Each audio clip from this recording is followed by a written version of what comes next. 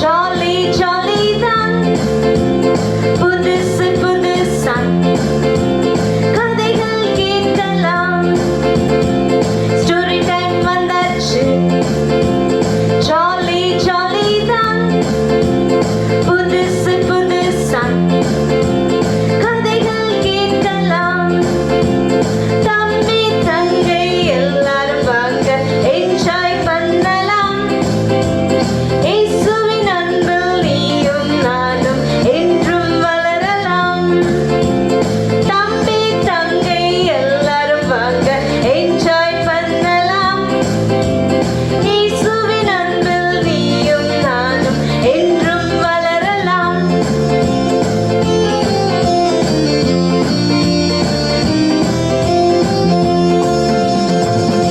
செல்லங்களா, வந்துட்டீங்களா? ஹாய் செல்லங்களா, எல்லாரும் எப்படி இருக்கீங்க?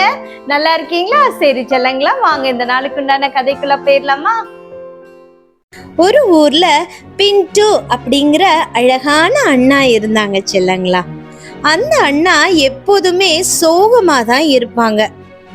ஏன்னா அவங்களுக்கு பிறக்கும் போதே இடது கை இல்லை. ஒரு நாள் அந்த ஊருக்கு ஒரு கராத்தே கத்து கொடுக்கிற ஒரு மாஸ்டர் வந்தாங்க. பின்ட்டு அண்ணாவோட ஃப்ரெண்ட்ஸ் எல்லாரும் அந்த கராத்தே மாஸ்டர் கிட்ட கராத்தே கத்துக்கிறதுக்காக ஜாயினும் பண்ணினாங்க. ஆனா இந்த பின்ட்டு அண்ணா மட்டும் எல்லாரும் கராத்தே கத்துக்கிட்டு இருக்கிறத பார்த்துட்டு ஒரு ஓரமா நின்று சோகமா வேடிக்கை பார்த்துக்கிட்டு இருந்தாங்க செல்லங்களா.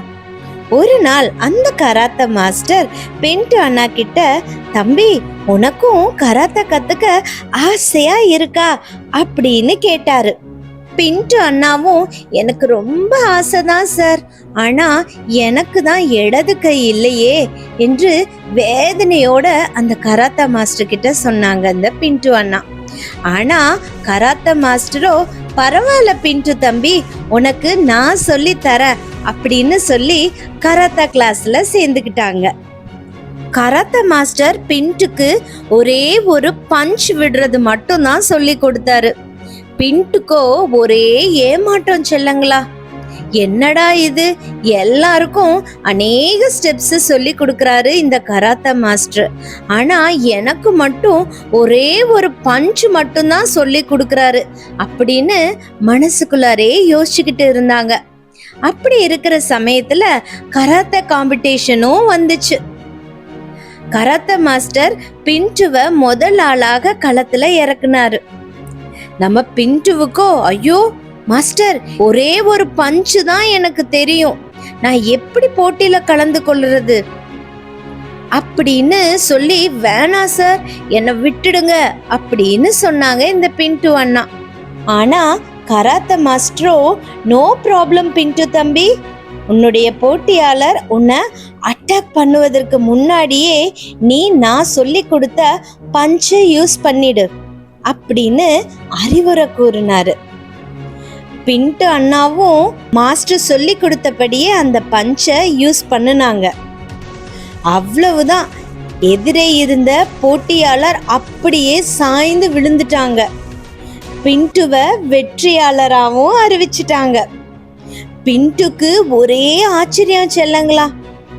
ஒரே ஓட்டமா ஓடி மாஸ்டர் கிட்ட ஓடி வந்து, சார் சார், இந்த ஒரு பஞ்சு மட்டும்தான் நான் கொடுத்தேன், நான் எப்படி போட்டியில ஜெயிச்சேன் எனக்கே தெரியல அப்படின்னு கேட்டான் இந்த பின்ட்டு மாஸ்டர் கிட்ட. கராத்தே மாஸ்டரோ, தம்பி நீ உனக்கு எதிரே உள்ள போட்டியாளரை நான் உனக்கு சொல்லி கொடுத்த ஸ்பெஷல் பஞ்சை யூஸ் பண்ணி அட்டாக் பண்ணும்போது உனது போட்டியாளர் உன்னோட இடது கையை தடுக்கணும். அப்படி தடுத்தா மட்டும்தான் உன்னை நிலக்குலைய செய்ய முடியும். ஆனா உனக்கு தான் இடது கை இல்லையே பின்ட்டு, அதனால உன்னோட பஞ்சை அந்த எதிரினால தடுக்க முடியல. உன்னோட பஞ்சை சமாளிக்க முடியாம அந்த எதிராளி கீழே விழுந்துட்டான். அப்படின்னு இந்த கராத்தே மாஸ்டர் பின்ட்டுக்கு சொன்னாரு. உனக்கு இடது கை இல்லைன்னு எப்பவுமே வருத்தப்படுவல்ல, நீ அதை தானே பலவீனம்னு நினைச்சிட்டு இருக்கிற. நீ எதை பலவீனம்னு நினைச்சிட்டு இருந்தியோ அதுதான் உனக்கு பெரிய பலனா இன்னைக்கு உனக்கு வெற்றிய சூட்டி கொடுத்துருக்கு அப்படின்னு கராத்தே மாஸ்டர் பின்ட்டு கிட்ட சொன்னாங்க. பின்ட்டுவும் உண்மைதான் சார், இனிமேல் என்னுடைய பலவீனத்தை குறித்து நான் ஒருபோதும் கவலைப்பட மாட்டேன் சார். இனிமேல் நான் அதைய மேன்மையா நினைப்பேன் சார் அப்படின்னு கராத்தே மாஸ்டர் கிட்ட இந்த பின்ட்டு சொன்னாங்க செல்லங்களா. அன்பு செல்லமே, கதையை கேட்டீங்களா? இந்த பின்ட்டு அண்ணன் பாத்தீங்களா, அவங்க கிட்ட எது பலவீனம்னு நினைச்சாங்களோ அதுதான் அவங்களுக்கு பலமா மாறி இருக்கு செல்லங்களா. நீங்க கூடயும் அநேக விஷயத்துல இது எனக்கு ரொம்ப வீக்கா இருக்கு, என்னால இதுல இருந்து வாழ்க்கையில முன்னேறி வர முடியாது அப்படின்னு நீங்க நினைக்கிறீங்களா? அப்படி ஒரு நாளும் நினைக்காதீங்க என் அன்பு செல்லமே. ஏன்னா உன்னுடைய பலவீனம் எதுவோ அதுதான் உனக்கு பலமா இருக்கும் செல்லங்களா. இவ்வளோ நாள் அது தெரியலையா? இந்த இயேசுப்பா நமக்கு பைபிள்ல ஒரு அழகான வசனத்தை கொடுத்திருக்காரு. என்ன வசனம் தெரியுமா? பலவீனத்திலே என் பலம் பூரணமாய் விளங்கும் என்றார். பாத்தியா எப்படி ஏசப்பா வசனத்தை கொடுத்திருக்காங்கன்னு பாத்தியா? நீங்க ஒரு ஸ்பெஷல் சைல்டா இருக்கலாம் செல்லங்களா. நீங்க அதை நினைச்சு ஒரு நாளும் கவலையே படாதீங்க, என்னால எதுவும் பண்ண முடியாது அப்படின்னு நீ நினைக்கலாம். பட் ஏசப்பா உன்னுடைய பலவீனத்தை தான் இந்த நாள் பலமா மாத்த போறாரு. அப்படிப்பட்ட ஒரு உன்னதமான தெய்வத்தை தான் நம்ம ஆராதிக்கிறோம் செல்லங்களா. சரியா? இப்படிப்பட்ட ஒரு நல்ல வசனத்தை கொடுத்த நம்ம ஏசப்பாக்கு ஒரு நன்றி சொல்லிடுறீங்களா? இப்போ என் கூட சேர்ந்து இந்த வசனத்தை சொல்லுங்க பாப்போம்.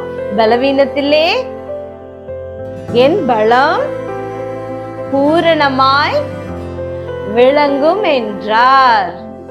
மறுபடியும் ஒருக்கா சொல்லுங்க. இந்த வசனம் உங்க வாழ்க்கைக்கு ரொம்ப முக்கியம் செல்லங்களா.